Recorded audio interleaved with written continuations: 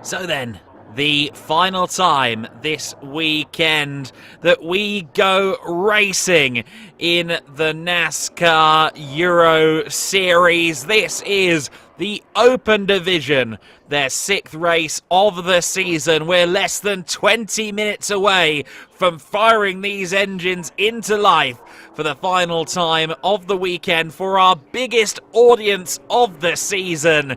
This is Brands Hatch, this is American Speedfest, one of our highlights of every NASCAR Euro Series season.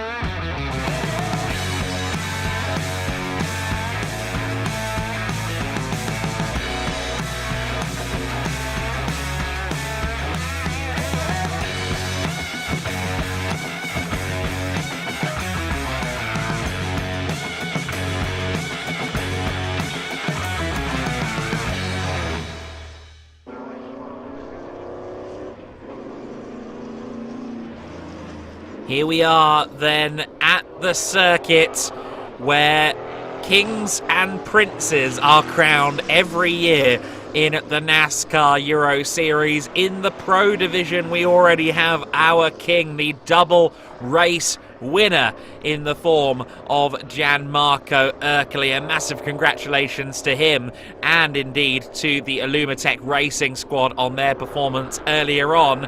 Yesterday it was Melvin de Groot who put himself in a position as a favourite to be this year's Prince of Brands Hatch with his first ever NASCAR Euro Series race win. Will he add his name to the list of Brands Hatch royalty at the conclusion of this race? You don't vote for kings, they take power with a little more force. Welcome to Brands Hatch, where fear, surprise, and ruthless efficiency will determine our winner. The legend of Brands Hatch tells that every year the mightiest knights gather on the Druid's Hill and battle for the throne. But only one may wear the crown and lay claim to these lands. I will be the king of brands. I'm the reigning king of Brands Hatch, and I will defend the throne. You don't have to look for the king, he's right in front of you. Rubbing is racing. 'Tis but a scratch and a small price to pay for a shot at the Holy Grail and celebrate upon the NASCAR Euro Series throne. Who will be our new king?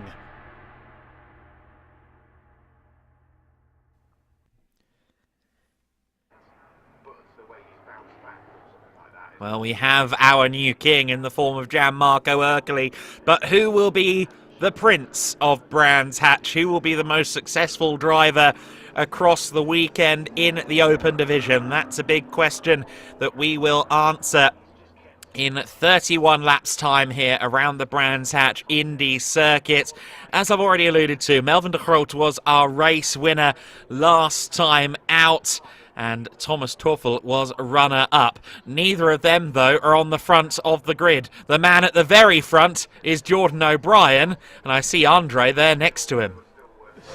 All right, we're already here on the grid, and we need to get some context here. A newcomer, Jordan O'Brien from the United States of America, with a perfect lap in the rain yesterday. Now you're starting from pole position in Euro NASCAR. How do you feel? Well, I mean, obviously, it's a pretty good feeling to start only my second race in Euro NASCAR from pole position. It was a bit unexpected because, to be honest, I didn't even realize that that's how the grid was started. I didn't realize they took the times from the first race. So the first race, as you hopefully all saw, was a little bit hectic for me, but we did show some good pace. So I'm glad it translates to a good starting position today, and hopefully we can get a solid finish. We saw you really strong in the rain, but what about the dry? Well, I think we've, played our cards well. I think we have kept a few cards under wraps, you know, haven't showed all of our hands. So I think we've got some good pace in the bank. Yesterday, we made a few mistakes in qualifying, so I think we could have had a better starting position anyway. So I'm hopeful. I think it's a long race in a relative sense, so we just got to kind of keep our heads clean and a steady pace. Good luck, have fun. Back to you, Adam. Yeah, really interested in how this race is going to unfold at the front there. Jordan O'Brien from the Club Motorsport at the sharp end of the field, the driver with experience in Legends cars, in Lamborghini Super Trofeo machinery.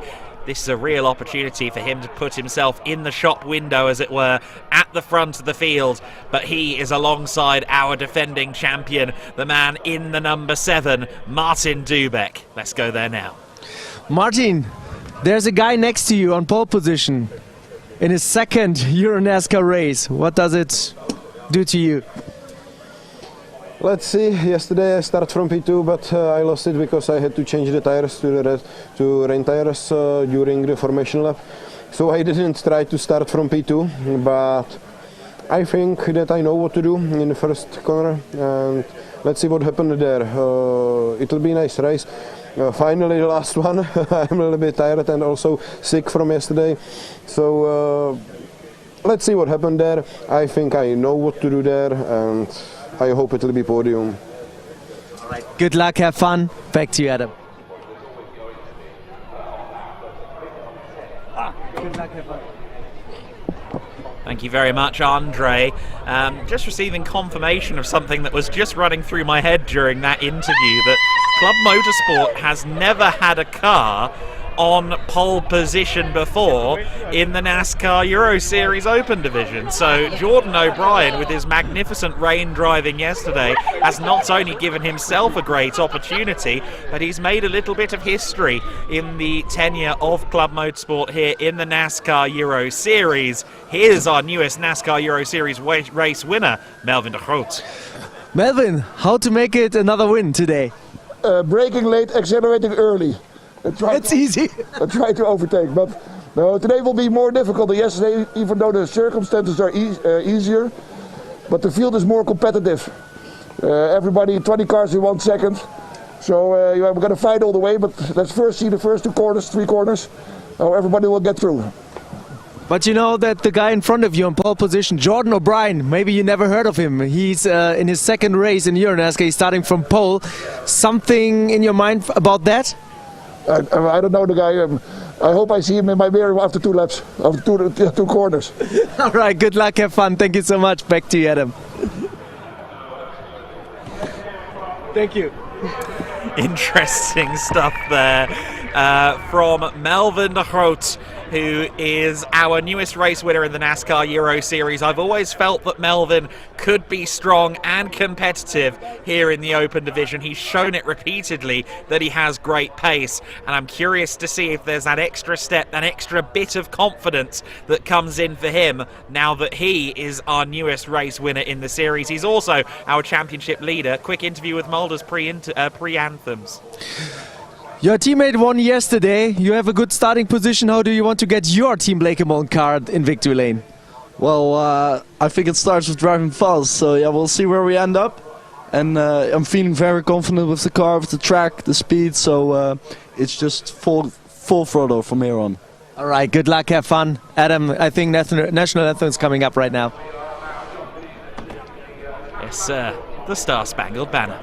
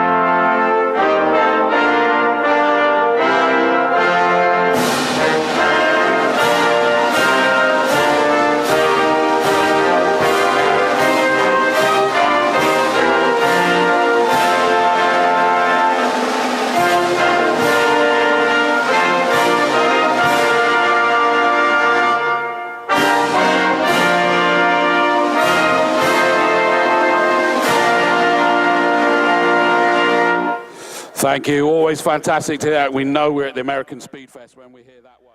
Well, there we go. The Star-Spangled Banner plays out, and can you imagine the emotion for Jordan O'Brien on pole position? His second ever appearance in Euro NASCAR. He's there on pole. He's just heard his national anthem play out, and his fans are behind him. A poll was taken on the NASCAR Euro Series socials. Will Jordan O'Brien deliver a surprise win in just his second appearance?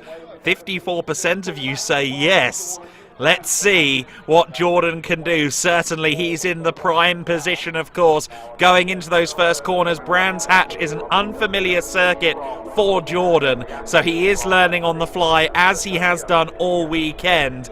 But we can't diminish his abilities. He's got a good CV. He has raced Lamborghini Super Trofeos, but Legends cars is where he's proved to be really strong. He's a 3-time pro world champion in Legend cars racing.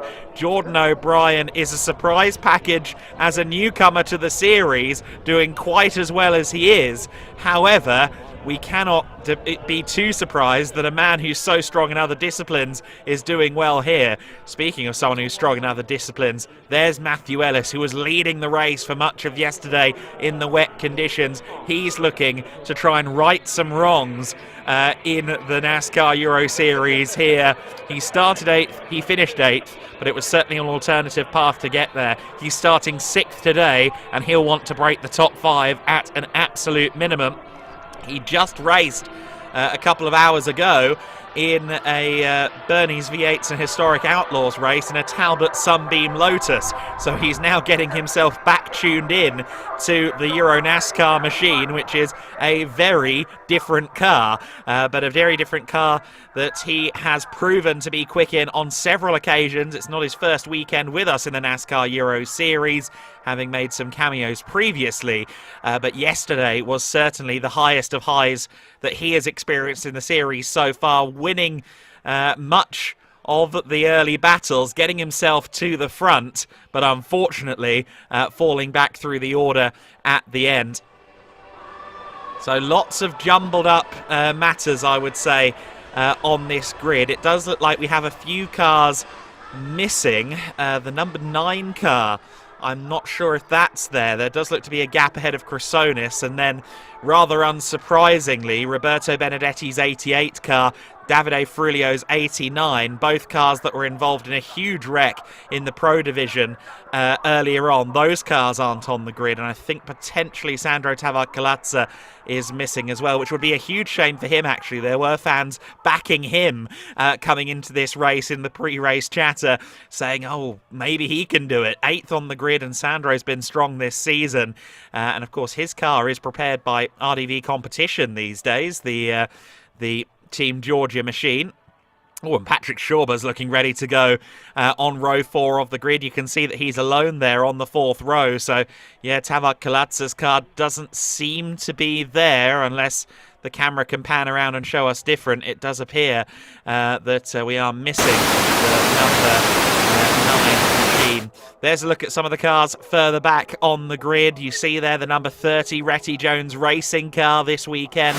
In the open division, it's in the hands of Mikael Bleekemolen, and the team will have been working to rectify issues on that car that unfortunately hampered the progress of Liam Hasemans, who was leading the race earlier on in Pro. The car started to slow down. He eventually had to pull off the circuit coming out of Druids Bend. And Mikael Bleekemolen starting from 19th. Of course, our well wishes to Jill Linster, who's dealing with some post-surgical health issues at the moment, and we hope to see him again very soon in the NASCAR Euro Series paddock. The Strom Watches countdown to command is 3 minutes away from hitting 4 zeros, and Andre Viegold, I'm really interested in what this race is going to deliver. We are a few cars down, as we can see on the grid there, but that intrigue of that front row, a 2-time champion against a driver making his second start, that is going to be a very interesting early phase of the race. Yeah, definitely. Jordan O'Brien, he was really strong in the rain yesterday, but now he has to prove that he can also drive a Euro NASCAR car in the dry. Next to him, a two-time champion, but on the outside line. But then I think the second row is very interesting with Melvin de Groot, a lot of confidence, a lot of momentum after yesterday's win. And then Bruno Mulders. He was on the podium already. He showed a lot of racecraft and speed in the 72 Team Blakemole Toyota, and maybe it's his time to shine in Brands Hatch. I would say he has a big chance of getting a really good result in. We also have to take a look what Matthew Ellis is doing in the 21 car and Thomas Toffel. There are so many drivers capable of winning. When I take a look further down the grid, we have also Patrick Schober there, quite up front, Thomas Dombrowski, Thomas Krasonis. You see, I can say name by name by name, and all of them are in my head potential race winners, right?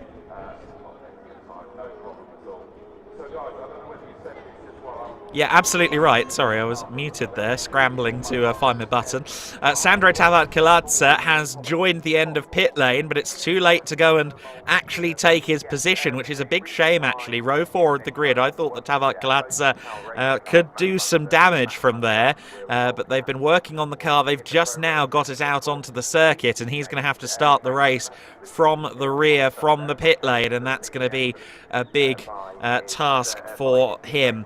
So we are a minute away from the most famous words in motorsport for the final time here this weekend at American Speed Fest 12.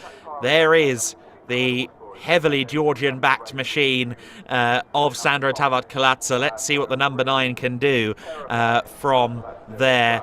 But this is such a thrilling event every year. As always, the fans have stayed on for the open race to see what happens in our final Euro NASCAR race of the weekend.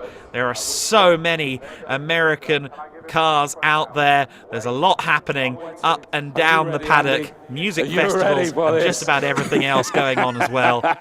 But we are about to get the most famous words in motorsport. Time, and I'm going to let you just get nervous. I'm going to build it up, Andy. I'm going to get you built up. If you don't say these words, no one gets to go racing. So are we ready? Here we go. Andy Zeng, take it away. Okay. Drivers, turn on your engine. That was Andy Zeno from Four Rivers Media, marketing and media company, and great to see another very excited delivery of the most famous words in motorsport. We've had some very good Grand Marshals this weekend here at Brands Hatch, helped along by Chris Dawes, the local MC, who always does such a great job of hyping the event for the fans and those on the ground. The hype is building, the engines are roaring. We are about to go racing here in the NASCAR Euro Series. And to Andre's point just a few moments ago, yes, that first row is very entertaining just on the basis of contrasts, but two Team Blakemole cars there on row 2, two drivers with very different stories. Melvin de Groot, who's become a bit of a fixture here in the Euro NASCAR Open division, just claimed his first win 24 hours ago in torrid conditions. And then the young upstart Bruno Mulders, who has risen through the ranks here incredibly quickly in just his second ever motor race at Valencia, our second round of the season. His second time racing in anything but a go-kart. He came second. He was second again over the course of the weekend at Vallelunga. He's been racing in Pro this weekend too, so he's got lots of experience on the track. Can Bruno Mulders, the Dutch rookie, make something special happen here at the circuit where last time we had a Dutch rookie by the name of Liam Hasemans, he claimed his first win in the Open division back in 2022. Jordan O'Brien is your pole sitter for this race, ahead of the Martin Dubek number 7 machine, the defending champion. Melvin de Groot, yesterday's winner, alongside Bruno Mulders, a Team Blakemole lockout of row 2. M Racing's Thomas Toffel in 5th place, alongside Matthew Ellis for Lux Motorsport, looking to right the wrongs of Saturday. Patrick Schober 7th on the grid, alongside Sandro Tavatkalaza. RDV competition stablemates there. Thomas Dombrowski and PK Carsport, both of course sharing the garage there as well. 9th and 10th on the grid. Chrysonis is one I'd expect to move through the order. Claudio Capelli might well do so as well. 11th on the grid alongside Roberto Benedetti. Andres Beers is 13th alongside Davide Frulio. Florian Richard is next alongside Valentino Gambarotto, but of course Benedetti and Frulio aren't starting, I should say, on row 6 and 7 with their damaged cars. So Benedetti and Frulio strike them from the record. Row 9 of the grid, Mike Wise and Gordon Barnes. Mikael Blekemolen and Dominic Schack from row 10.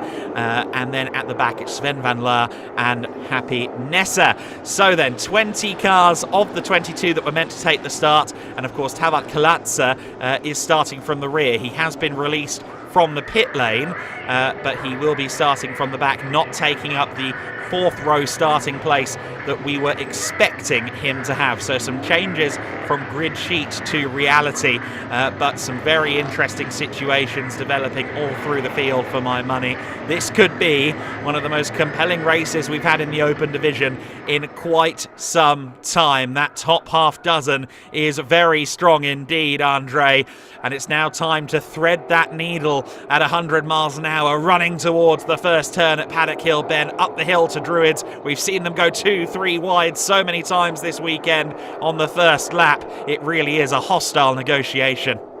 Yeah, definitely. This one has all the ingredients to be a real nail-biter. The rain chaos yesterday provided us a very interesting starting grid. They're already 2x2, and then we are ready for the last race of American Speed West Fest 12 here at the Indy Circuit of Brands Hatch, the last race in Euro NASCAR of this weekend, of another amazing event in the UK, and we are ready to roll.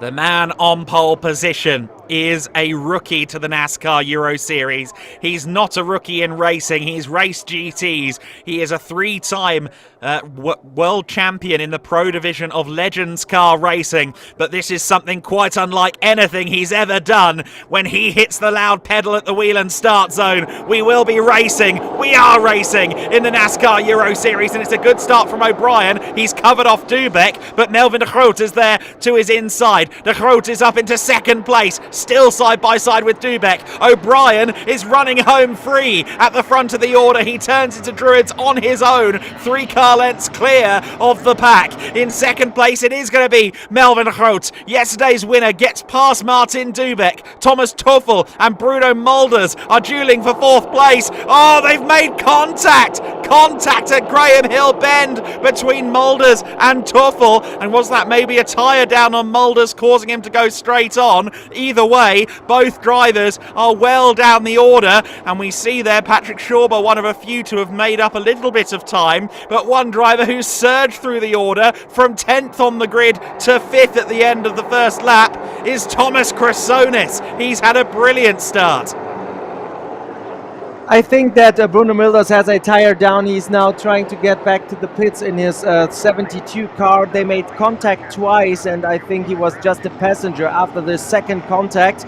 They were really close together, making contact, racing incident there, and therefore Bruno Mulders and Thomas Tuffel out of the contention for the win. And now Dubek is trying to chase down Jordan O'Brien, who had a fabulous start here into this race, and he's leading, but Martin Dubek is closing in centimeter by centimeter, and the number 7 car is already in a big way in Jordan O'Brien's rear mirror.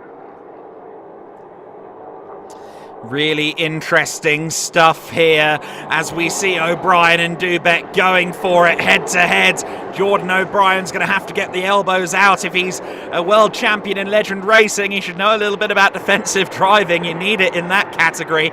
But this Euro NASCAR still a bit of a foreign entity to him. You see the car wiggling under braking there at Druids. Martin Dubek knows how to hustle these cars to the nth degree, of course. He's a 2-time champion. He's won here previously as well at Brands Hatch, so we should expect him to run well. Only 1 time has he stood on the top step of the podium Podium here at Brands, and he'd love to get a second. Looks to the inside there of the 22 of O'Brien, but O'Brien for now is holding his ground. De Groot is second, Ellis is fourth, Chrysonis is fifth position at the moment. Neither Tuffel nor Mulders are still running, I don't think, at this stage. In fact, no, Tuffel is running. He is still out there, but he's down in 18th place. The top two are hugely close together. Dubek to the outside line. O'Brien doing everything right, covering off that inside, but he is going to have to run the race of his life here to hold off that man Dubek for another 27 laps and change. And Dubek is trying everything to get into the lead, but O'Brien is making his car as wide as possible. Every defending move right now is perfect from Jordan O'Brien, but now he let the door a little bit wide open and they're making a little bit of contact. Now they're side by side on the start-finish straight. A little bit more momentum for Jordan O'Brien, and he defends the lead once again. And Melvin de Groot is also closing in as well, Matthew Ellis and Thomas Chrysonis. This is going to be the thing, isn't it, for Jordan O'Brien? If he can hold on to this lead until the others start to challenge Dubek, that would be perfect. Dubek is making that car so evident in the rear view mirrors of his adversary. But as O'Brien continues to defend, as De Groot, as Ellis, as Chrysonis, as Schauber, as Dombrowski all close in, it has a huge positive effect on Jordan O'Brien. Does he want to be leading a huge queue of cars? Probably not. However, it stops Dubek from focusing solely on getting past. He'll soon need to focus on not being overtaken. O'Brien's car looks really loose and squirrely going around that last few sector corners of the lap. Meanwhile, Chrysonis has a good run here on Ellis. Doesn't get to the inside, I don't think, for Paddock Hill Bend, but the top 10 running very close together. Lots of drivers have profited in the early stages. Talat Kalatza is up to 12th place from the rear of the field. Claudio Meggio Capelli is up into 8th, starting outside the top 10, of course, and Thomas Tuffel is starting to work his way up from the rear of the pack to 16th so far. Martin Dubek again gets a good run down the Cooper Straight towards Surtees. O'Brien making that car as wide as he possibly can. This is great defensive driving from Jordan O'Brien. Regards himself as an amateur racer. He's in the master category, and that might not have been a masterful run out of the last turn. Just got too loose, too much oversteer, too much wheel spin, and that allows Martin Dubek into the race lead. Dubek is your leader in Brands Hatch, a circuit he's won at before, a circuit where he always seems to be strong, and he leads the way. But can Jordan O'Brien mount a charge against him now? Let's wait and see. Melvin de Groot, meanwhile, under huge pressure for third place. Here comes Ellis to the inside. Matthew Ellis moves up to third. He did some great overtaking earlier on in his other car for the weekend, a Lotus Sunbeam, a Talbot Lotus Sunbeam. Very different car he's driving now, but he seems to have taken some lessons from car one and switched it over now to the NASCAR Euro Series. He's up to third, but Melvin de Groot won't take that lying down. And at the moment, Martin Dubek is pulling away as well as Jordan O'Brien. They both built a gap on Matthew Ellis, and now Thomas Chrysonis is diving to the inside. Melvin de Groot now in defensive mode in the Paddock Hill Bend. A little bit loose, the 69 car, and this is the next chance for Thomas Chrysonis in Druids. And from the outside coming, this is Patrick Schauber in the 3 car, but still no position changes. But this all plays into the hand of Martin Dubek and also Jordan O'Brien. Matthew Ellis is also already pulling away from the road, and Chrysonis, they are still fighting for 4th place. This is a very compelling top 3. The champion followed by the newcomer, followed by the driver who makes the odd cameo appearance. Thomas Tuffel, meanwhile, is coming to a halt at Druids Bend. He's rather on the wrong side of the circuit there, because normally you can just get to the exit road on the side there. Thomas Chrysonis has moved up to 4th position. He's got himself past Melvin de Groot. Melvin with the inside line, but doesn't try and outbrake the Greek into Druids. It looked like Chrysonis went fairly deep into the corner, but he remains in 4th position. There is a car parked as well on the outside of Druids beyond Thomas Tuffel, because Claudio Meggio Capelli has gone missing as well, and that is where his race has ended. So 2 cars down there on the exit of Druids, Capelli and Tuffel, and here comes the number 3, Patrick Schauber, now having a look to the inside of Melvin de Groot. And Melvin, who's currently 5th, he can't afford to lose any more places. The Prince of Brands Hatch crown, as of now, I believe would go his way, because Martin Dubeck finished 6th yesterday, but 5th is as far as he can fall. Full course yellow on the circuit. Unsurprising, given the cars stricken down at Druids, but the race is neutralized.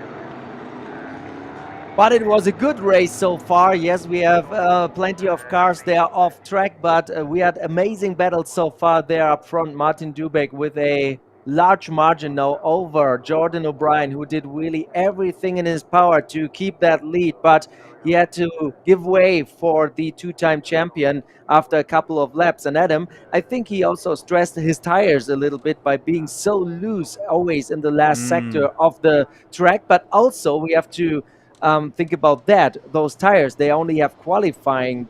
They made qualifying because, like yesterday in the race, they all switched to rain tires. Now they are on slicks, so all the Hoosier tires seem to be in a really good shape.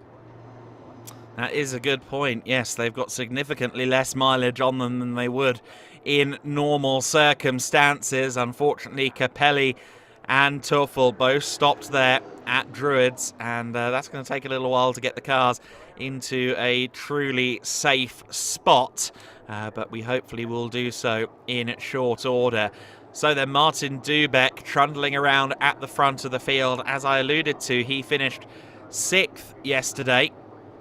And, of course, he recovered from some dramas in yesterday's race as well. I think just about everybody had one drama or another in the wet conditions yesterday. But, yes, he's in a strong position to win the race, and with it may also come the King of Brands Hatch title. If Melvin de Groot continues to drop places, then that will swing the pendulum in favour of Martin Dubeck. Right now I believe it would be Melvin de Groot claiming that title, but the sands are shifting underneath him with Patrick Schauber behind him at the moment. So full course yellow conditions, the car's idling, and now safety car has been deployed. Safety car is out on the circuit. According to our graphics, there it is. The Hyundai safety car leading the field then. Martin Dubeck will have Jordan O'Brien right on his bumper, and Matthew Ellis as well. That's not comfortable, I would say, for Dubeck, because those are 2 very, very hungry drivers. Ellis yesterday, after running in 8th, running in the lead and finishing 8th, as we get a look back at Thomas Tuffel, was his tyre going down as well? It looked like all 4 tyres are up, but just a lack of speed, a lack of power coming from the car there, going through the Exeter Paddock Hill bend. That's really unfortunate for Tuffel, who was just starting to ramp his championship back up after a difficult first 2 rounds of the season with yesterday's result, but now that is all for naught, unfortunately. To finish my point though, Matthew Ellis, he will be one to watch from 3rd place. He's hungry to get that result that he missed out on yesterday. And then of course you've got Jordan O'Brien who will want that lead back. He'll give it everything he's got. He's clearly been pressing hard already in this race, and yeah, I wouldn't be comfortable if I was Martin Dubeck. He doesn't really know the guys behind him, and he knows that they both want the win. Of course, they're both fairly experienced drivers, Jordan O'Brien and Matthew Ellis, just from outside of our remit. And so Martin Dubeck kind of going into the unknown, and then behind them is Thomas Chrysonis. So it's very lively here for Dubeck when we get to the restart. Getting a look back at the opening of that race, and Melvin Groot certainly made life difficult for Martin Dubeck, initially up into 2nd place there before Dubeck fired back. And then there you see that collision between Mulders and Tuffel, and I think Mulders didn't quite leave Thomas enough room there, leading to that initial contact, and unfortunately both cars now history in this race. I just wonder whether maybe Thomas Tuchel might have clogged a radiator or something like that with going onto the grass there. It's quite easy to do with the splitter of the car, kind of forking the grass up into your intakes. This was the moment the lead was taken, though. Jordan O'Brien, one oversteer, one loose moment too far, and Martin Dubek moving into the race lead, a race lead that he now has by the slimmest of margins. And when we come back from safety car, he's going to be watching those mirrors like a hawk. Yeah, this is going to be an interesting restart for sure, with Martin Dubek and two unknowns with Jordan O'Brien and Matthew Ellis. And of course, especially Matthew Ellis, he would love to win a home race here at Brands Hatch, and the 21 car is incredibly fast here at the home track of Lux Motorsport, the Scottish squad around Jack Davidson and now Matthew Ellis. And you've heard it in the interviews with Matthew Ellis. I think he's aiming to do more Euro NASCAR races. He's really familiar with those kinds of cars because he runs classic cars as well. So having no electronic aids and a lot of V8 power is something he's used to. And I think this would be a perfect match. Lux Motorsport, Euro NASCAR, Matthew Ellis. I would love to see more. And quite a charismatic chap based on your interview on the grid as well. He seemed very lively in front of the camera, which is always great, of course. And that's how you end up cultivating fan support, of course, here in the NASCAR Euro Series. As an audience, we all want the drivers who are the most fun to do well. And speaking of drivers who are often quite fun in an interview, there was a poll thrown out to our live audience here on the stream asking who their favourite open contender is, of course, in the championship consideration, and it was Melvin de Groot who won that vote. So there's a lot of people willing on Melvin, but Melvin de Groot is going to need to work hard to move back towards the podium here from 5th position. It is something of a golden opportunity, I think, for Melvin. He was knocked out of rhythm and started losing those places, and now he's got the chance to regroup. He's got the chance to refocus and try and get some positions from ahead. It's going to be a single file restart, and it's a restart that will come this time by, Andre. Yeah, definitely. And then we're going to see what's going to happen up front. I would have loved to see a double file restart, to be honest, with all these unknowns there. But okay, we go single file, that's fine. And then we have a lot of laps left in this race. And, you know, for this part of the season in the Open, we see that nobody got the consistency in so far to be dominating championship contender, and I think in the second half of the season they all need to get this consistency in. So the pace car is off track and we're approaching single file, the Whelen Engineering restart zone, and then we go back racing here at Brands Hatch. Green flag is back in the air. Jordan O'Brien wanted to get on with it there. He was quicker on the pedal than Martin Dubek. A little bit of contact between them, and Martin Dubek holds the lead into the first corner. He waited as long as he could there, and it caused a bit of an accordion effect behind. And Matthew Ellis is around the outside of O'Brien. O'Brien needs to keep the car straight and narrow there so as to knock off Ellis. He does so. Ellis couldn't quite get around the outside though, and he's going to be keen to get by. It seems as though that number 21 Lux Motorsport car is hooked up this weekend between the Open division and his races on the support bill. Matthew Ellis has the track knowledge. He has the familiarity with the circuit from many, many years of racing here, and the car's good. So if he can get past O'Brien, he might be able to chase Dubek, but he got loose there coming out of the final corner, and now, rather than attacking O'Brien, he's going to have to defend from Thomas Chrysonis. Chrysonis, who has won in the Open division this year, has won in the Pro division this year and is looking to fight for both championships, but he needs a good result here today in the Open division because the Open races haven't really gone his way in the same manner as the Pro in the broad scheme of things. Here he comes to the inside of Ellis at Graham Hill Bend. Ellis just about gives him room, ends up just slightly on the grass there, and Thomas Chrysonis is going to go forth into third place, and that was a good move there from Chrysonis. Got to the inside at Graham Hill Bend. Ellis down to 4th position, and he's now got to be wary of Melvin de Groot from behind, but Chrysonis being launched into 3rd place. That's going to be bad news for Jordan O'Brien. Yeah, definitely. And now he's trying to chase down the number 22 and then the 7th car of Martin Dubeck. We had a car a little bit in the grass on the start-finish straight, but there is nothing happening, so no crash or something. Just a little bit of dust in the air, but that's it. Thomas Cressone is a little bit wide there in Druids, but he's gaining more and more speed, more and more pace, and he's closing the gap on Jordan O'Brien. Matthew Ellis losing a little bit out on Carsonis at the moment, but he's far away from Melvin de Groot as well. Melvin de Groot needs to look into his rear mirror because there's Patrick Schober trying to seize any opportunity that is opening there. And then we have Valentino Gambarotto in front of Thomas Dombrowski, Andres Beers, Sandro Tabat-Kiladze, Dominic Schack and Florian Richard, our top 12.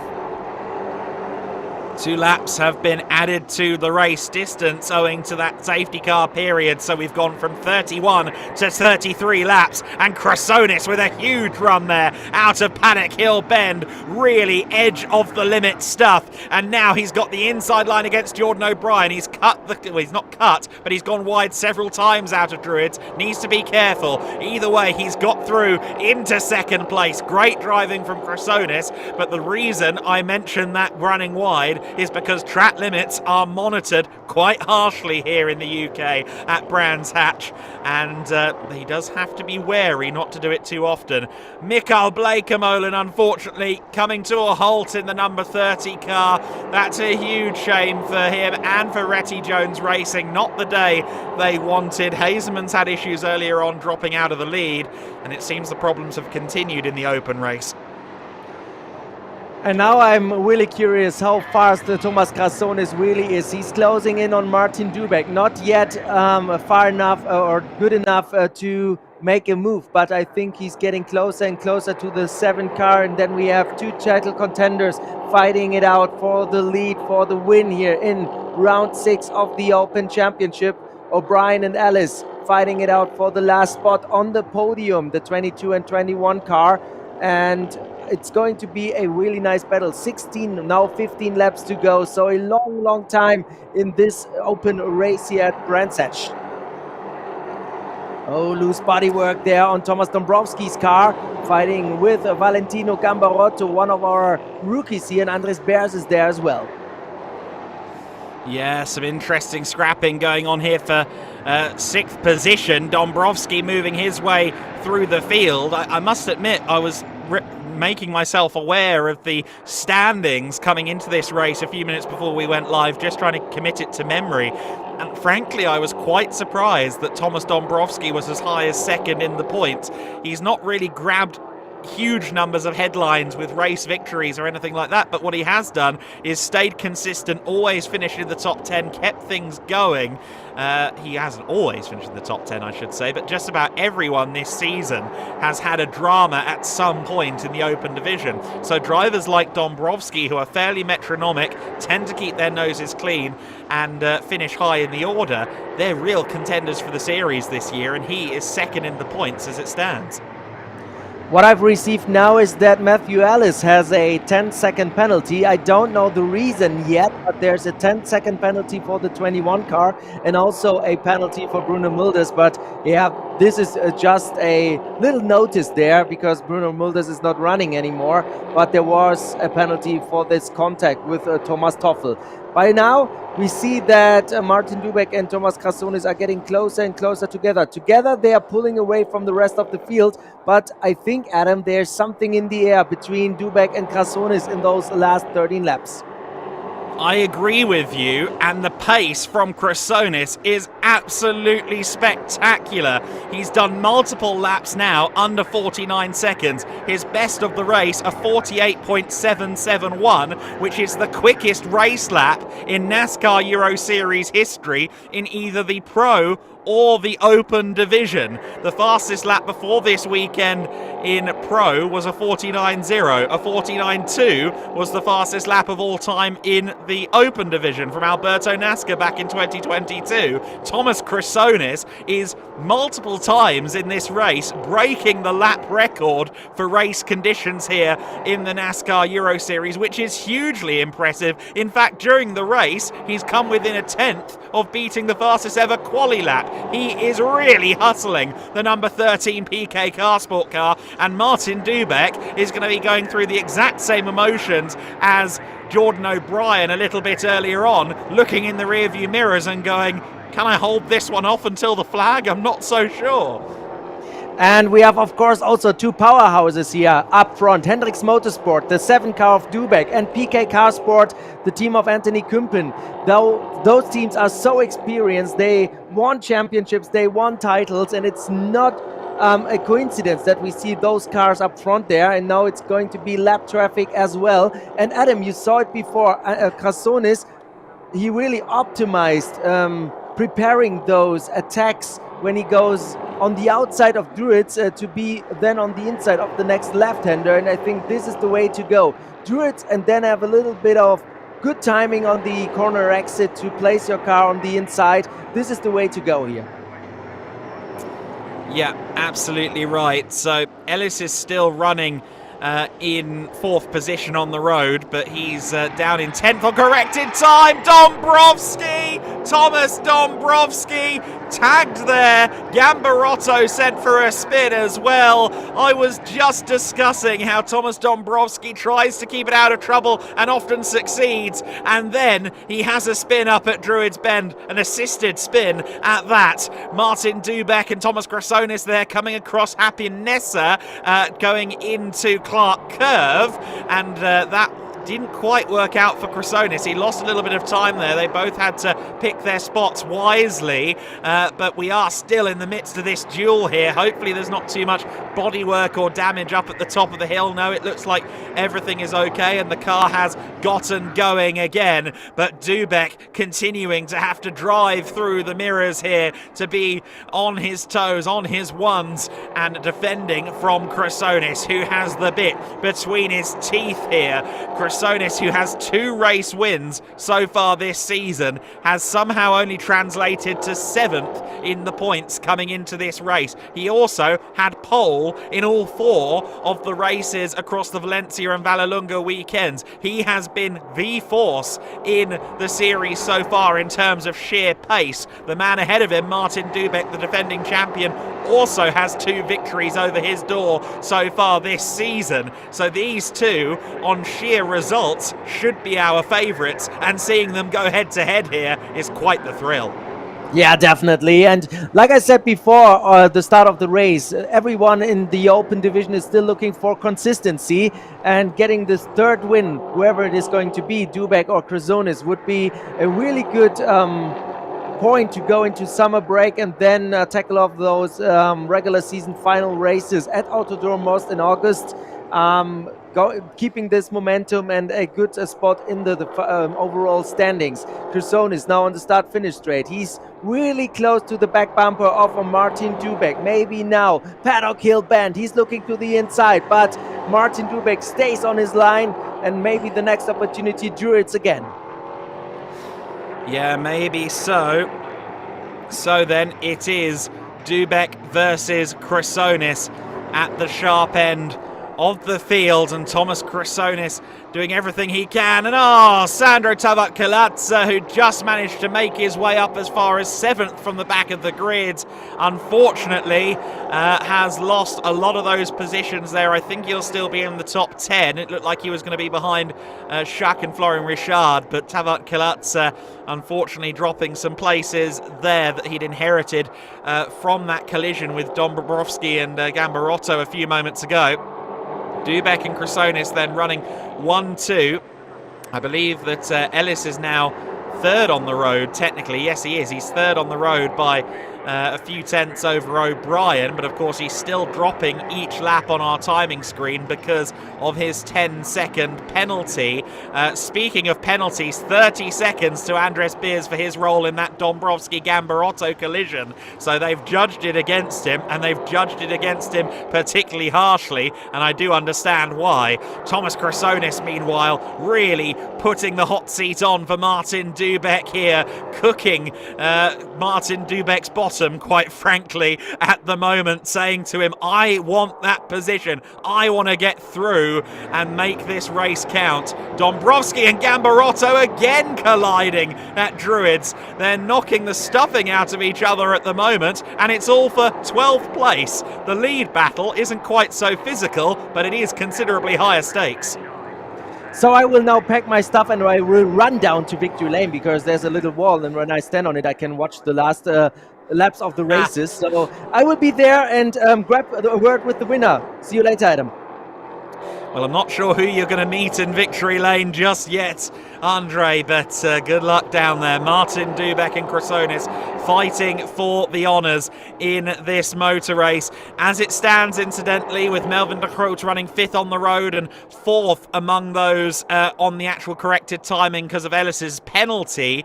As it stands, I understand Melvin de Groot would be the Prince of Brands Hatch for 2025, which would be amazing as a way to cap off his weekend in which he claimed his first ever victory in the NASCAR Euro Series just yesterday. You can see how far Thomas Chrysonis is pushing the envelope, really extending the circuit at numerous places around the course, pressing as hard as he dares and pushing a little bit beyond the limit. But it's exciting to watch, and that's a very good run out of Graham Hill Bend. He's going to be alongside Martin Dubek as they run to Surtees, and Dubek's having none of it. He didn't quite leave a car to his right, and Chrysonis had 2 wheels on the grass, just about controls it. If Chrysonis' blood is starting to boil, I can understand it. He's going to feel a little bit aggrieved there, but Dubek did what he had to do to keep the number 7 car in the lead, to keep the number 7 car in the position he wants, and that's P1, the defending champion, uncompromising, our 2-time Euro NASCAR Open champion,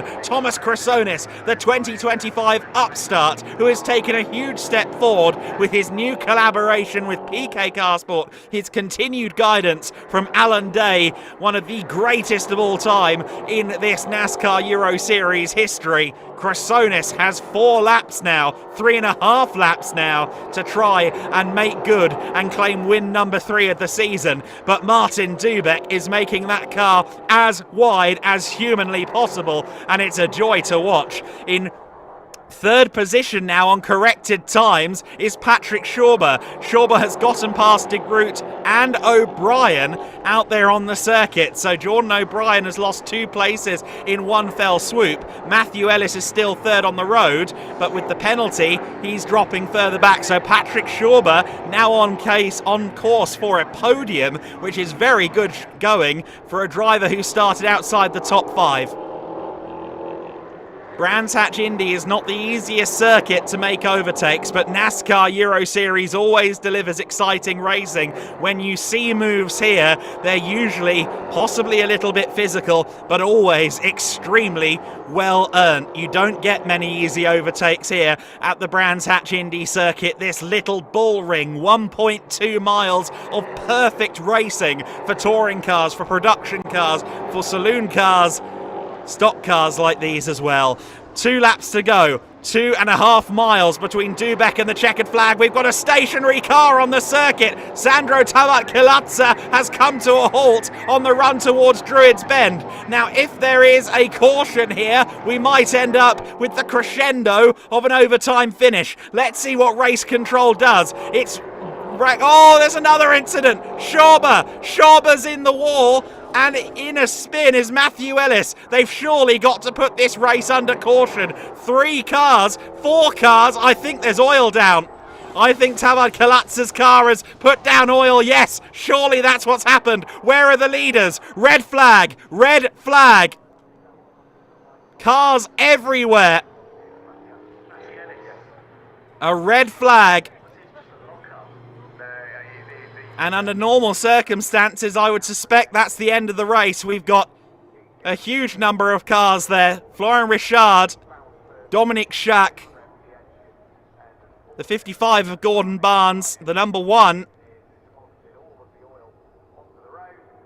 of Andres Beers, all in the wall. Well, not in the wall, but in the gravel. And while that is a checkered flag, while that is an end to the race, it's an understandable one. I would love to see the dramatic conclusion to this race unfold. However, with that much going on and that many cars in the wars and oil on the circuit to boot, by the looks of it, I fully grasp why this race has been ended early. Patrick Schauber went off on his own on the oil. Ellis spun on the oil. Everyone just got caught out. The number 9 car must have sprung a leak. We saw it stop there at the bottom of Paddock Hill. And again, it isn't quite the grandstand finish that we wanted to see. But I think it is the best decision. Actually, did Ellis's car blow up? Because it looked like his car was leaking. Potentially. Yeah, I think maybe it was Ellis that spun in his own oil. Either way, clearly a slippery surface on the circuit.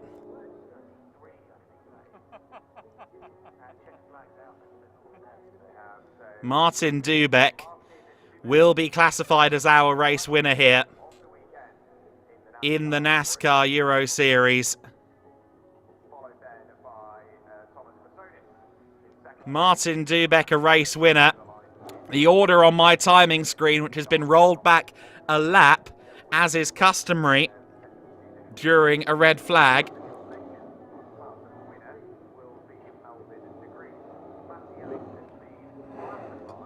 It is Dubeck, Chrysonis and Schauber, the top 3. De Groot, Ellis and Schuck bringing us down to 6th place.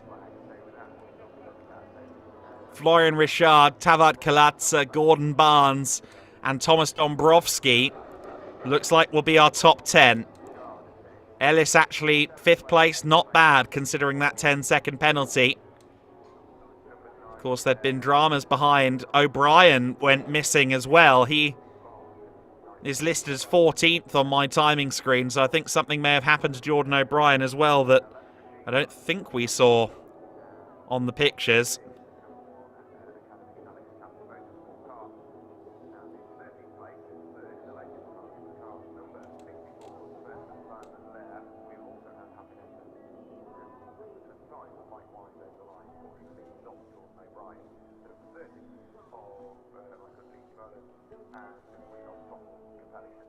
Jordan O'Brien's car is stationary on the inside of Paddock Hill Bend, just one lap before the red flag. Now, that's another car that was stationary before or that had an issue on the approach to Paddock Hill Bend. So the list of cars that might have laid down oil only grows. It could have been Tabat Kalatsa's car, which is stranded on the approach to Druids. It could be O'Brien's car on the inside.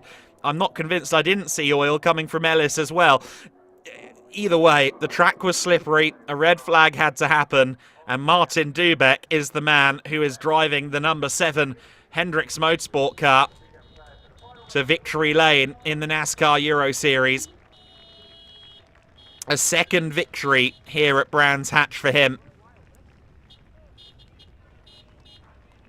In the history of the Open Division, he's won here previously, of course extending his tenure as the most successful driver by race wins in the category as well. That'll be win number 16 of Martin Dubeck's career. Thomas Chrysonis, 2nd position for PK Carsport.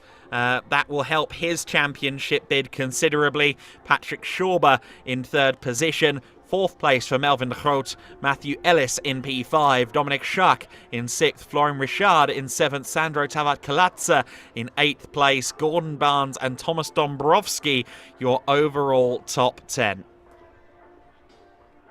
In 11th place, Valentino Gambarotto.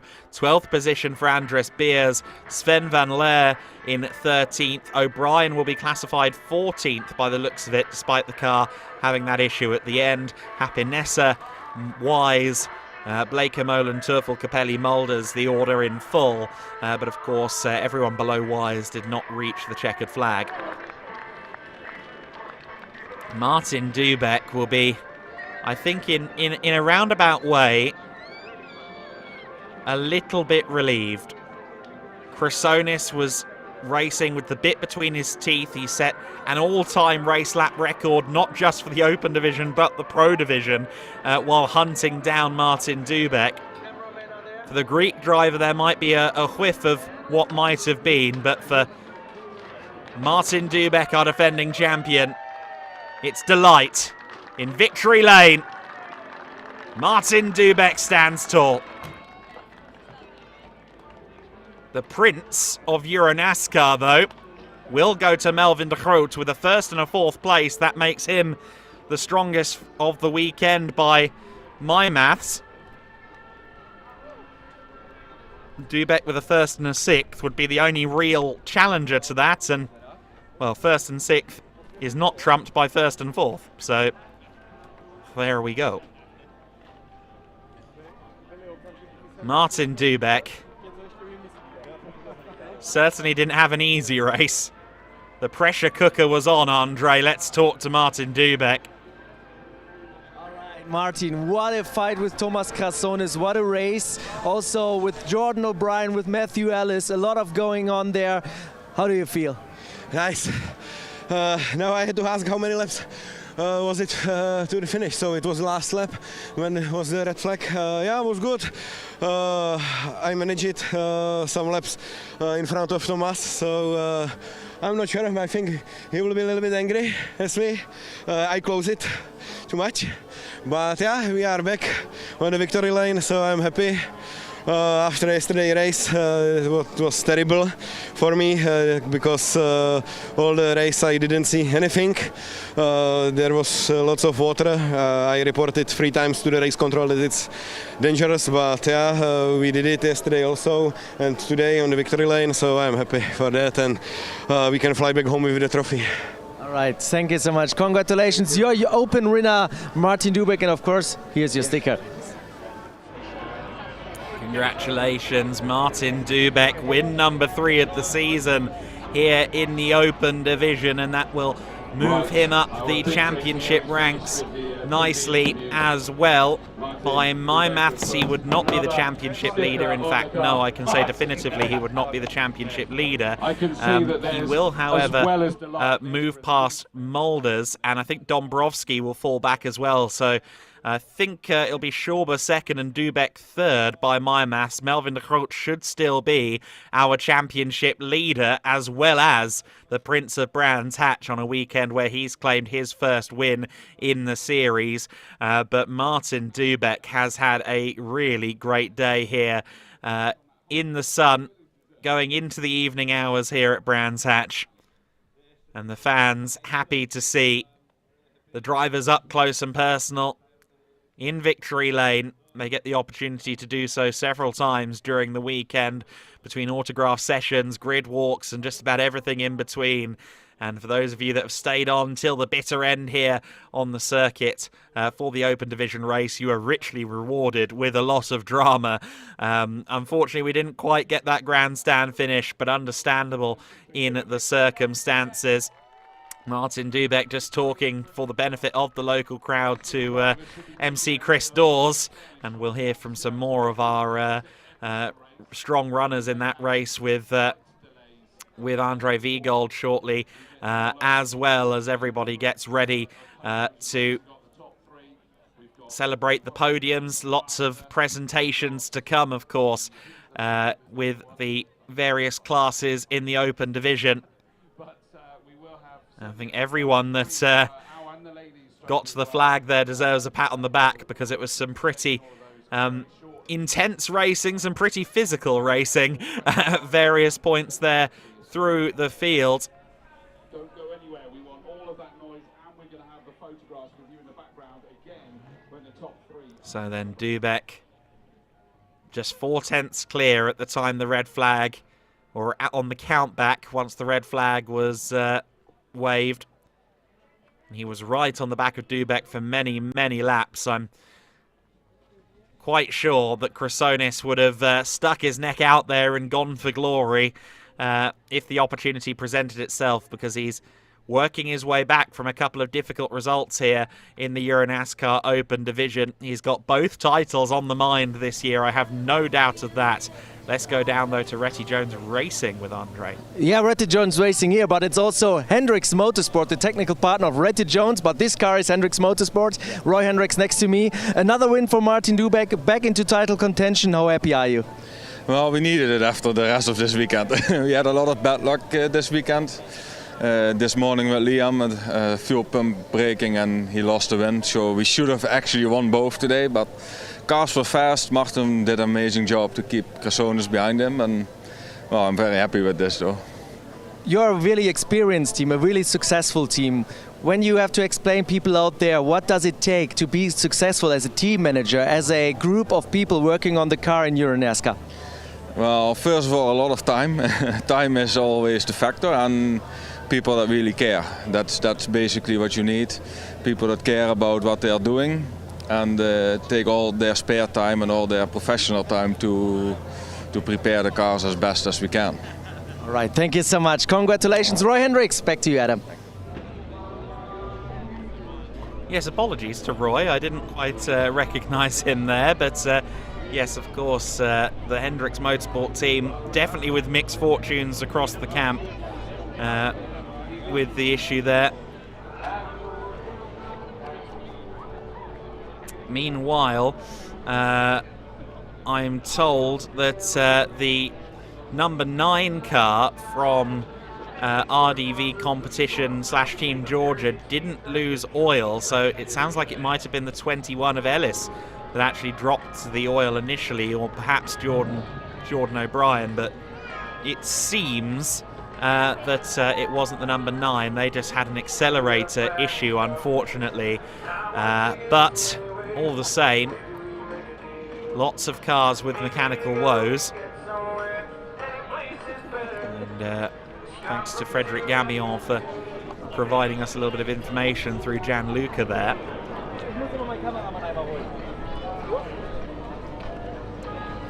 The point standings have been quickly worked out by our very own Reza Maulana, and I can confirm that Melvin de Groot will be the championship leader, as I suspected, and it will be tied on second for Schauber and Dubeck. Let's go down to Happy Nessa. Thank you so much. Another Lady Trophy win, another race with a lot of learning, a lot of gaining pace. How happy are you with your results so far? Well, firstly, I'm happy that I'm able to race after the crash in Vallelunga, and I miss Ariana a lot. And yes, sure, I'm happy, but I'm not happy how I won this, because I wanted to have the challenge with Ariana. But anyways, the race yesterday was very, very tough. I made it, I survived, and today it was quite challenging. I tried to hold my position, and I think I did well, and I'm happy. All right, thank you so much, and thank you. We will see you on the podium. Back to you, Adam. Yeah, great to hear from Nessa. She's had a solid weekend here. Very challenging conditions for any of the newcomers to face yesterday in the Open Division. As she said, she survived it, and everyone who got to the flag yesterday deserves a trophy as far as I'm concerned in those tricky conditions. And great to see those two drivers in the 99 and 77 camp, Schack and Nessa, having good results for promotion. Dominic Schack with 6th place, one of his stronger finishes, as we go down to Thomas Krassonis. Yeah, thank you so much, Adam. Almost. I think that's the word. Almost in victory lane, but it was an incredible battle with Martin Dubeck. Also, how you went through the field to get to this podium, and you collected big points before the summer break. Are you happy? Yeah, first of all, I want to thank my sponsors, Costa Mare, Dodoni, because without them this whole effort would not be possible. My racing coach and mentor Alon Day, because he taught me to fight like this and to get over the tough situations like yesterday, and to stay focused on the goal, to get points and to go for the championship. My personal trainer Paul Tibas for my physical condition, because you see 4 races deep and we could do some more. I am sad that we didn't do more because I wanted to try to get the P1. But yeah, and my friends and family who came here to support me. And yeah, in terms of the race, okay, yesterday was completely unlucky, and today we bounced back both categories. In Pro, I dropped to P10, then I went back to P5. Very good here from P10, managed to finish P2. Incredible recovery, a lot of points. Now all that is left is to rest a little bit, train, and prepare for Czech Republic because we have to get a win. I wanted to have one in every circuit, and now, you know, anyway.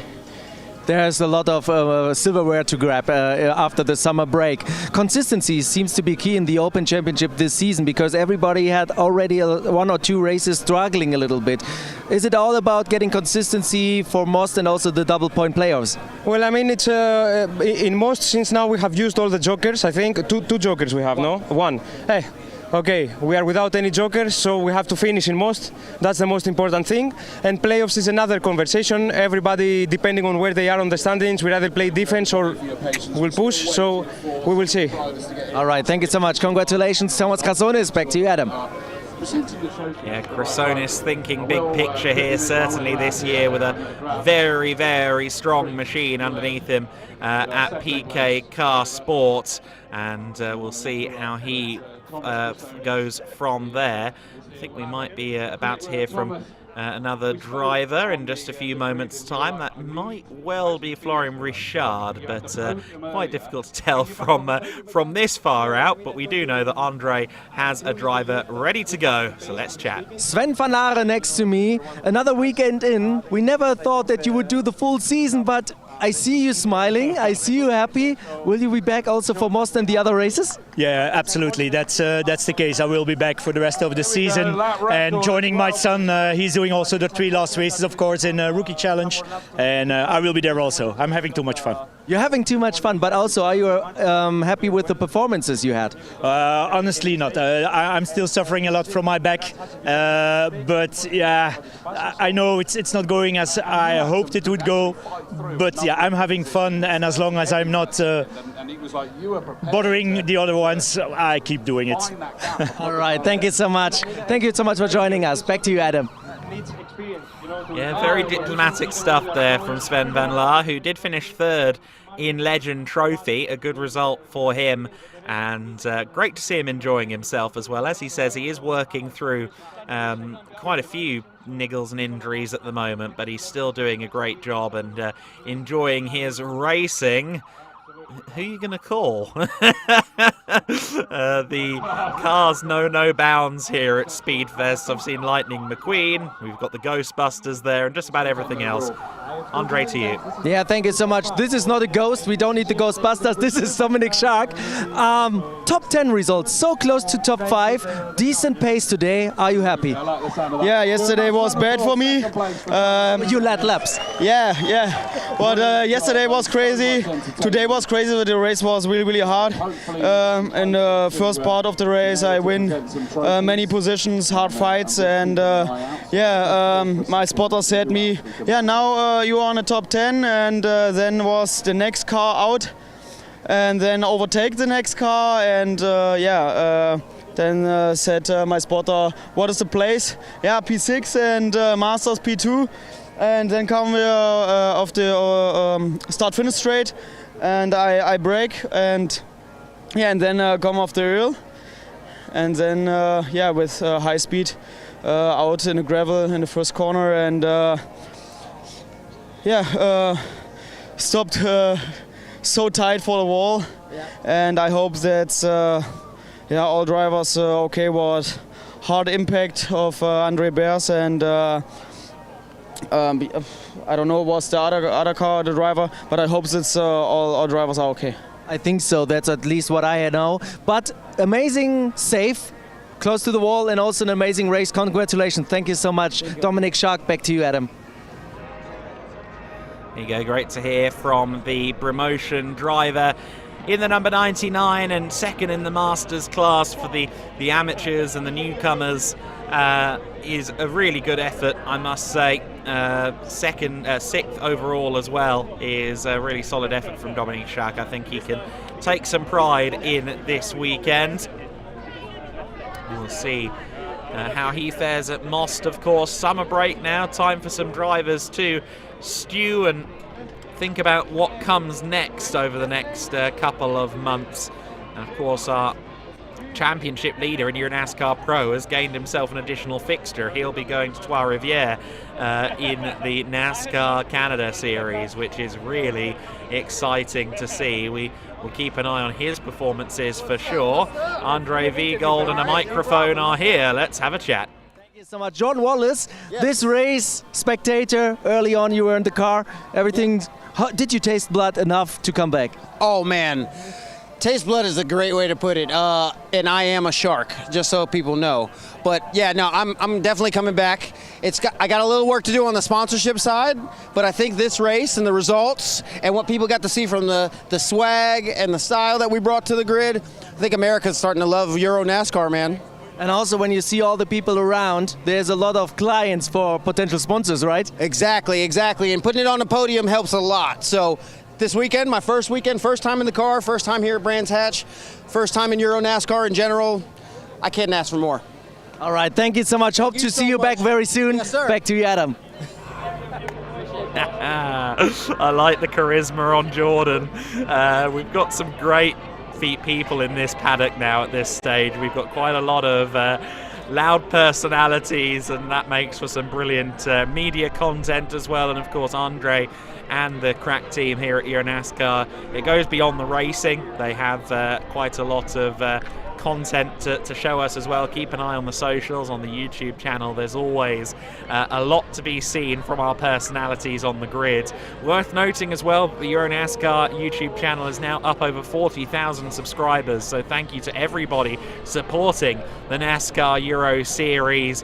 The audiences at the circuit and here on the live streams keep growing. The series keeps attracting new eyeballs, and we love bringing you all of the action. It's a discipline of the sport that all of us love here behind the scenes, and the more of you that feel the same way, the better is certainly the case.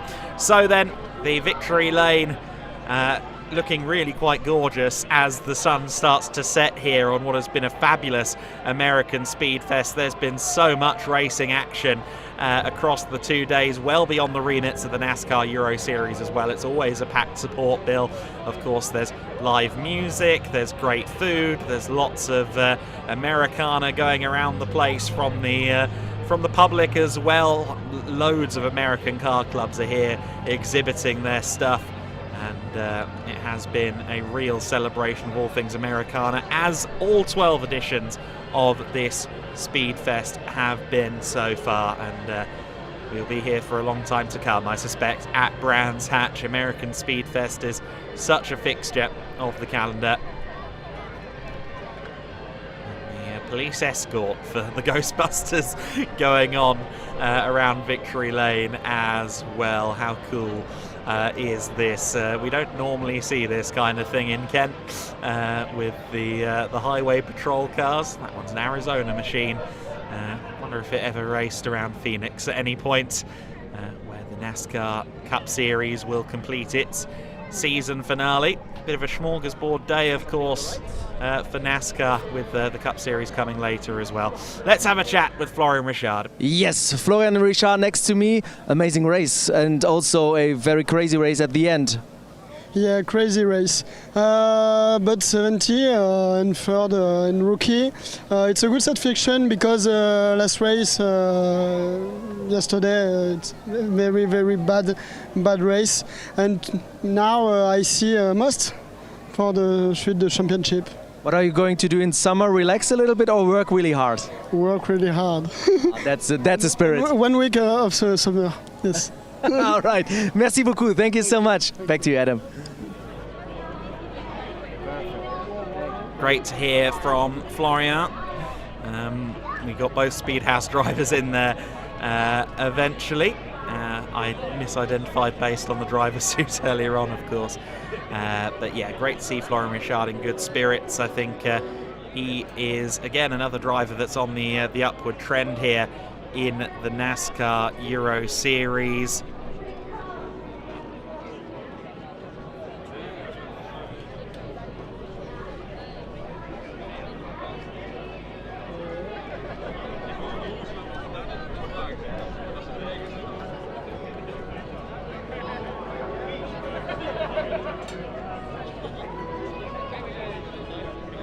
And the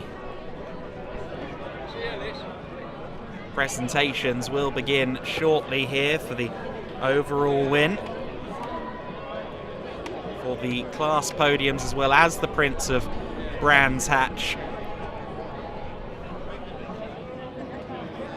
Of course, the Prince of Brands Hatch Award will be going to Melvin de Groot with his strongest weekend ever in the series, a weekend where he claimed his first win. He stood on the overall podium previously in NASCAR Euro Series competition, but that win a huge step forward for him. The movies keep going. Have a Look nice at that. summer break. The DeLorean is there. Hopefully you'll be back in We've got some Back to the Future. We've got some Smokey and the Bandit by the looks of it. I think that might be a Pontiac Trans Am at the rear of this convoy of cars. Lots of exciting metal. It's one of the really thrilling things about the NASCAR Euro Series weekend. So we will be able to get these podiums underway very, very soon. As you can hear there, we are expecting the podiums very shortly here. Look at that, 3 stickers on Martin Dubek's car. Yet to be the championship leader in this season, where he'd so desperately like to defend the crown, of course, as champion. But we'll have to see if and when we get there. Some embraces going on there among the drivers. I think we just caught up to Matthew Ellis, who's just made his way to the victory lane. Jack Davidson, still in his race suit, was there to say hi. But yeah, Matthew Ellis, not the end of the race that he wanted, but all the same, a really good day of racing from him. He was right up there and in amongst it, and you can see how physical these cars. Matthew is a pretty fit young guy, and you can see the red on the face. He's had quite a run, not just here in NASCAR Euro Series, but also coming up in some of the sports as well. He's been a very busy man here at Speedfest. Not just in terms of miles covered, but also, of course, adapting to several cars.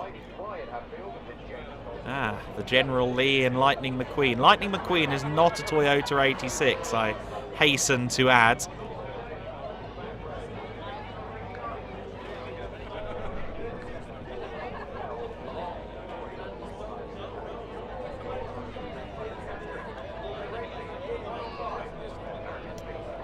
Jack Davidson's having a chat at the moment there with Chris Dawes. Of course, Jack will be, I think, really happy with Lux Motorsports' overall weekend here in the NASCAR Euro Series.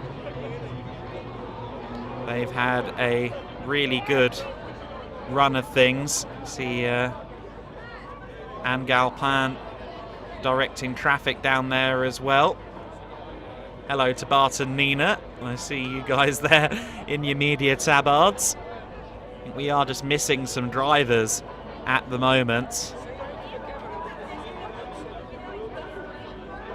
Hence the presentations are yet to begin.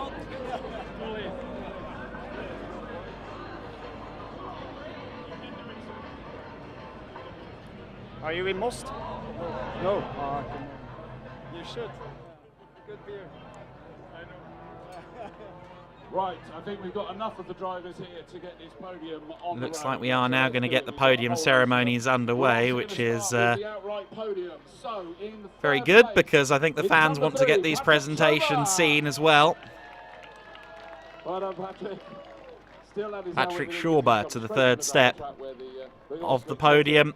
In second place, it's number 13, Thomas Good race for Schauber. He was on it there and making his way through the field. Chrysonis also, of course, working nicely. He moved his way up to second place from 10th on the grid. That's really good stuff from Chrysonis. But Martin Dubek, our winning driver, let's hear his anthem.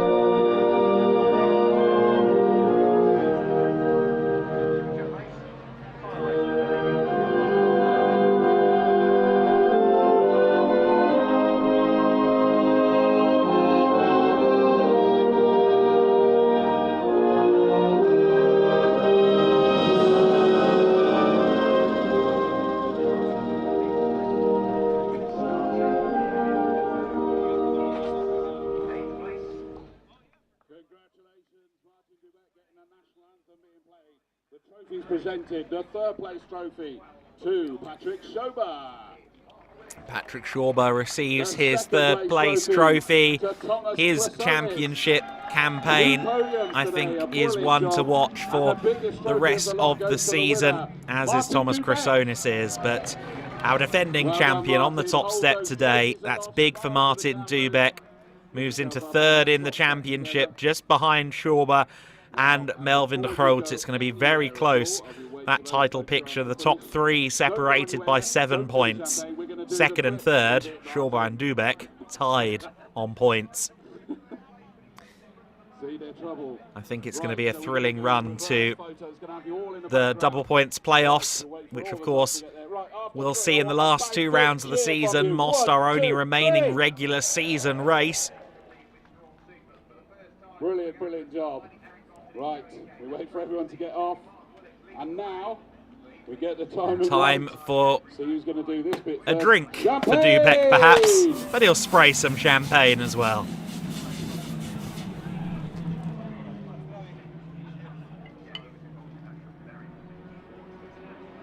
Congratulations, guys. I managed to get nicely out of the way this time.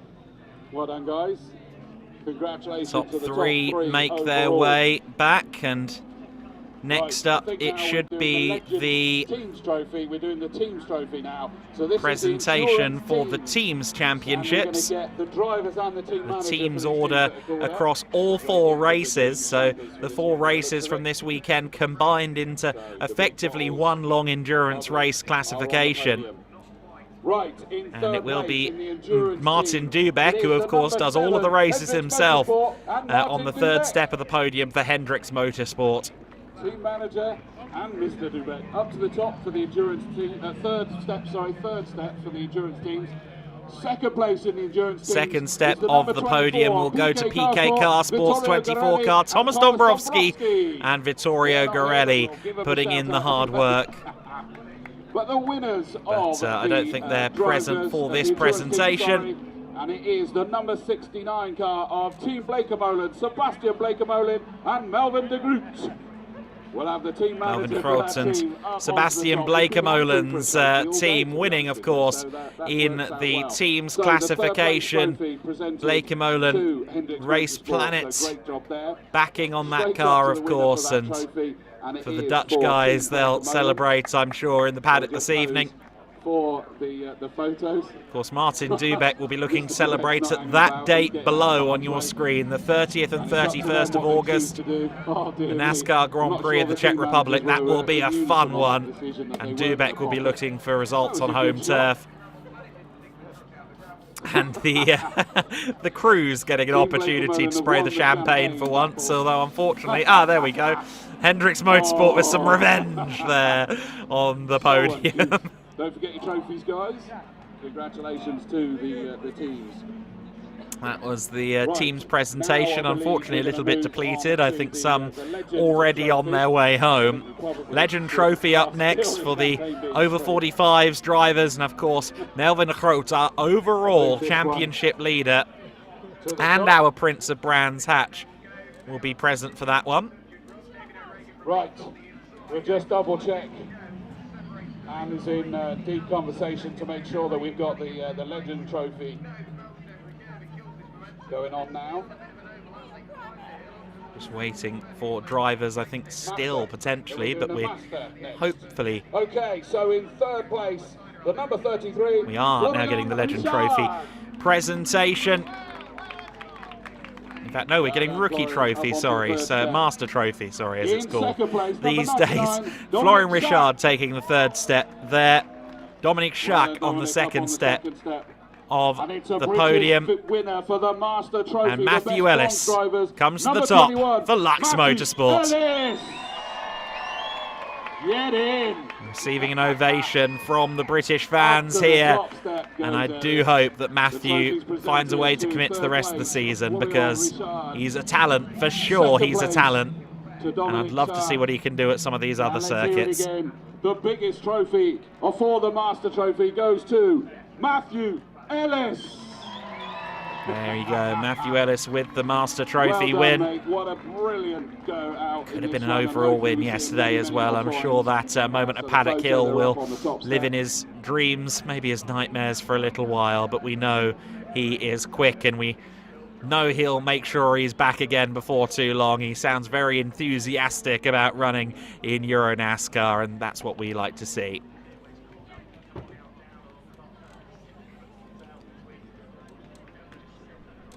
Hopefully then we'll get the Challenger Trophy as well.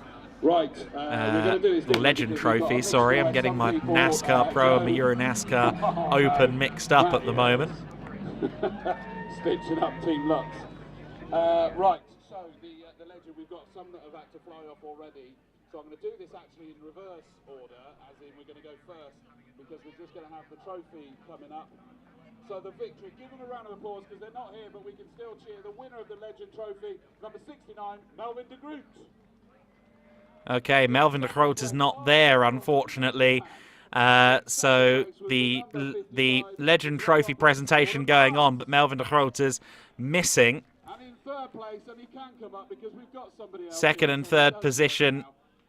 Gordon Barnes is unfortunately not there, but we are going to have Sven van Laar up on the podium. He's not going to miss the opportunity to celebrate. Fair enough, Sven. No Melvin, unfortunately. No Gordon Barnes, unfortunately, either. We obviously miss out Gordon Barnes, but... Coy stuff there, Sven. And Melvin de Groot will, I'm sure, be safely returned his trophy by that upstanding citizen from his team. Melvin de Groot, the championship leader, though, that is a huge turn up for the books. It's a shame we haven't got to hear from him, actually. I'd love to get his take on what he thinks for the rest of the season now. Now time for the Lady Trophy presentation, which Happy Nessa takes. As she said, she'd like to have some competition to fight against, and of course we didn't have Ariana Casoli this time, but I'm sure she'll be back with us for Most on the 30th and 31st of August. And that is... If this is possible, I've got to run back towards the commentary box to see if we can wrap up today's action. I believe that is the end of the presentations down there. So with that, we leave Victory Lane, and I think we're going to have a bit of a look at some highlights. Yeah, Matty Ellis, are you? Good man. I'm going to go back up. Hang on, I've just got to check what we got now. Right, so I'm going to leave you with the cheerleaders as soon as they've got the space. I have already welcomed in the highlights. Hopefully we get to see them. Here we go. Highlights from the race that was. Some gaps, of course, on the grid, courtesy of some incidents in the pro race. Sandro Tavaklaza was also very late getting the car out of the garage after some mechanical issues. When we did go racing, though, it was Jordan O'Brien at the front from pole position in just his second Euro NASCAR start. Melvin de Groot and Martin Dubeck were side by side for second and third place in the early stages. Behind them, it was Bruno Mulders against Thomas Teufel for fourth place. And unfortunately, those two would run out of road. They'd make contact on a couple of different occasions. And off track they both went. Both cars would eventually retire from the race, although Teufel would continue on for a few more laps. Mulders, though, went no further. That was the end of his race, and he was penalised for the collision. So the race control judging Mulders to be the man at fault there. Unfortunate for Bruno, that, because he'd had a really good season up to this point and was looking like he could have been a championship contender up in fourth in the standings. That was Jordan O'Brien getting loose and losing the lead to Martin Dubeck. A critical moment there in the motor race, and O'Brien would be really kind of fighting tooth and nail against his own car. At some points it looked more than a little bit loose. This was Thomas Teufel's car, unfortunately expiring mid-race, and his car would be parked on the outside of Druid's. Claudio Meggio Capelli's car was also stranded there, and so a full course yellow wouldn't be far away. Thomas Grassonis from 10th on the grid was working his way through the field. That was him getting past Melvin de Groot. Again, another look there at that incident with Teufel, but it would be the Teufel incident that caused the full course yellow eventually, which became a full safety car. And when the race got underway again, it was Martin Dubeck waiting a little bit there. He stalled the momentum of Ellis, of O'Brien. And he wanted to try and build a gap over the eager pair behind. Both drivers with limited Euro NASCAR experience wanting to make a statement, wanting to move forward and prove themselves in this series. Ellis would be running third for much of the race here. Unfortunately, a 10-second penalty would eventually demote him, but Thomas Chrysonis was the one on the move in this race. He was challenging Ellis every which way he could. A really interesting battle between these two, but eventually Chrysonis got the inside line into Graham Hill Bend, moved up into third overall, and before long, he'd move up to second place and get past Jordan O'Brien. Chrysonis had the bit between his teeth, got to the outside line on O'Brien, the American upstart who's been really great to watch this season. I hope to see more of him, this weekend he's been great to watch. I'm hoping to see more of him in the NASCAR Euro Series in future rounds because he's been very fun this time around. Now Chrysonis was closing in on Martin Dubek, 1-2 these pair, and PK Car Sports Chrysonis was making huge ground, setting lap records on his way to closing in on Dubek. That was the number one car of Andres Beers, tagging Dombrowski and Gambarotto into a spin. Sandro Tavakalazza had an issue going into the first corner, lost some places. He was running as high as 7th after starting from the rear of the field, and then unfortunately his car had become stranded with a throttle issue not long thereafter. The battle between Gambarotto and Dombrowski was now for 12th place rather than top 10 results that they had earlier on, and they were still getting physical with each other after Andres Beers tagged them both into a spin earlier on. Chrysonis had some really good runs, some really good opportunities on Dubek. Dubek would lean on the Greek racer and make sure he couldn't get through. High-stakes stuff between these two. Martin Dubek, though, would come out on top, and then, unfortunately, Matthew Ellis would have seemingly a bit of a blow-up with his car. Schauber also went off the circuit. It seemed that oil was down. We'd eventually have as many as 5 cars in that gravel trap. Tavat Kalazza's car was also stranded on the run to Druids Bend. We see there Dominic Schack going straight on, Florian Richard going straight on. And ultimately, this would cause the red flag. So many cars stranded at Paddock Hill Bend, and unfortunately that would be a slightly anticlimactic end to the battle between Dubek and Chrysonis, and you can see there the oil coming out of Ellis's car, so it definitely was Ellis, unfortunately. But a totally understandable decision from race control with all of this going on to end the race under reds. Andres Beers, Dominic Schack, the number 55, all caught out by that.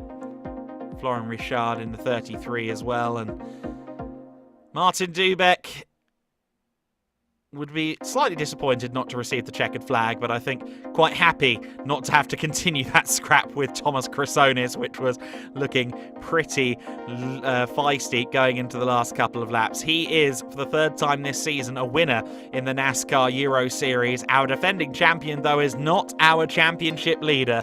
The newest race winner in the history of the series, Melvin de Groot, is your championship leader as we head to the next event at the Autodrome Most. But that, of course, is the home turf of our defending champion, Dubek, our winner today. Congratulations to Martin Dubek on his victory. For Melvin de Groot, who is the Prince of Brands Hatch for 2025. It has been a brilliant American Speed Fest. We hope to see you again here in 2026, and next time on the 30th and 31st of August at Most.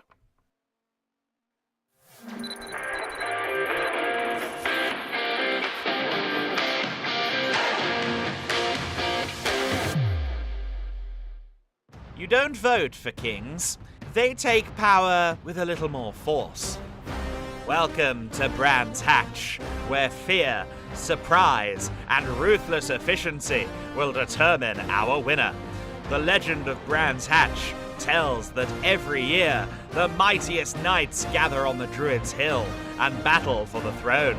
But only one may wear the crown and lay claim to these lands. I will be the king of brands. I'm the reigning king of Brands Hatch, and I will defend the throne. You don't have to look for the king, he's right in front of you. Rubbing is racing. 'Tis but a scratch and a small price to pay for a shot at the Holy Grail and celebrate upon the NASCAR Euro Series throne. Who will be our new king